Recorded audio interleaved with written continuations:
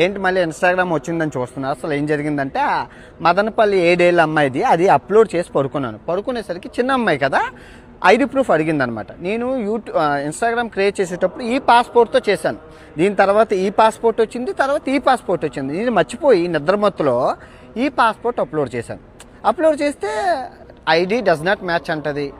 ఇదేంటని చెప్పి మళ్ళీ అప్లోడ్ చేశాను. ఐడి డస్ నాట్ మ్యాచ్ అని చెప్పి పిచ్చా ఏంటి నా పాస్పోర్ట్ అనేసి నాకు ఐడియా రాలేదు, పాతది ఉంది కదని. సో మళ్ళీ చేసేసరికి 48 గంటలు నీది హోల్డ్లో పెడుతున్నాము అని చెప్పారు. ఓకే, నాకు అర్థమైంది. ఓకే, డిజబుల్ చేస్తున్నాం అని అన్నారు కదా.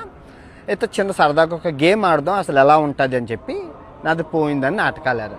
ఏమండి నేను మరీ ఇంత మీరు ఇంత చాలా దారుణంగా ఉన్నారండి. అన్ని టీవీ ఛానళ్ళు మీకు చేతులు ఎత్తి దండం పెడుతున్నాను. నేను ఒక హిందువునండి.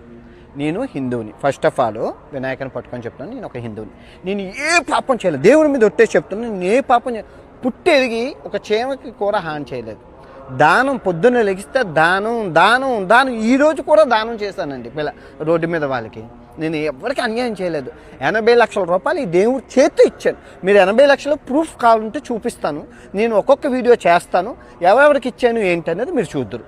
ఓకే, సో నేను చేసిన తప్పల్లా ఆ బెట్టింగ్ యాప్లు ఆపడం. ఆ బెట్టింగ్ యాప్లు ఉగ్రవాద సంస్థలకు వెళ్ళిపోతున్నాయండి. ఆ డబ్బు ఆపడం, ఇంతమంది శత్రుత్వాన్ని తీసుకున్నాను.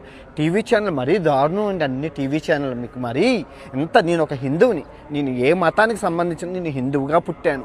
నేను మహాభారతం చెప్పాను, రామాయణం చెప్పాను, భగవద్గీత చెప్పాను, అన్నీ వచ్చు. కంఠోపాతంగా మంత్రోచ్చరణలు అన్నీ వచ్చండి.